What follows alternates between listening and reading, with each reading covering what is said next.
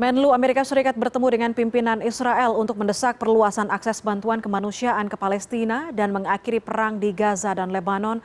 Berbagai desakan dilancarkan Washington, termasuk penegakan resolusi PBB yang sempat mengakhiri perang Israel-Hizbullah. Namun upaya ini dikhawatirkan tidak akan membuahkan hasil yang signifikan. Serangan udara yang dilancarkan Israel ke pinggiran selatan Beirut dan wilayah lain di Lebanon yang dikuasai Hizbullah menewaskan puluhan orang. Sehari sebelumnya, pasukan Israel melancarkan serangan ke kamp pengungsi Jabalia di Gaza yang menewaskan belasan orang.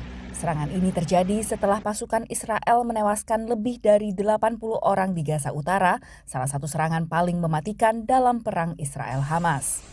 Dalam kunjungannya ke Tel Aviv, Selasa waktu setempat, Menteri Luar Negeri AS Antony Blinken mendesak Israel untuk meningkatkan akses bantuan kemanusiaan ke Gaza dan menghidupkan kembali perundingan gencatan senjata setelah Israel membunuh pemimpin Hamas Yahya Sinwar pekan lalu. We have to make sure that this is a moment of opportunity to move forward. And that's the focus of all the conversations we're having here. Namun menurut analis, Israel merasa di atas angin atas kemenangannya di Gaza. So basically we are going back to the same groupings within the Israeli society. Some, like Netanyahu, saying we continue to fight and we release the hostages through more power.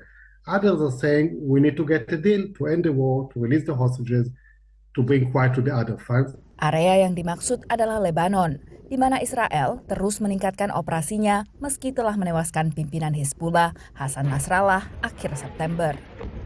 Dalam 3 bulan terakhir, Israel membunuh sejumlah pimpinan Hamas dan Hizbullah dalam berbagai operasi baik yang ditargetkan maupun yang tidak disengaja seperti pembunuhan Yahya Sinwar. Namun Israel dituntut untuk punya strategi melepas sandera, perencanaan pemerintahan pasca Hamas di Gaza, dan juga perjanjian diplomatik dengan Lebanon untuk pengembalian pengungsi di kedua sisi perbatasan. Blinken juga mendesak Israel untuk melakukan deeskalasi dan menegakkan resolusi Dewan Keamanan PBB 1701 yang mengakhiri perangnya dengan Hizbullah. So the administration understands that Israel, in a sense, has no choice but to go after the infrastructure of Hezbollah south of the Litani. However, the administration is also somewhat traumatized from the Gaza experience and that the lack of any real alternative mechanism for policing southern Lebanon, for who gets to enforce this the UN resolution. Do we revitalize the UNIFIL force? Do we empower the Lebanese army? Or do we simply allow Israel to kind of engage in this never-ending war?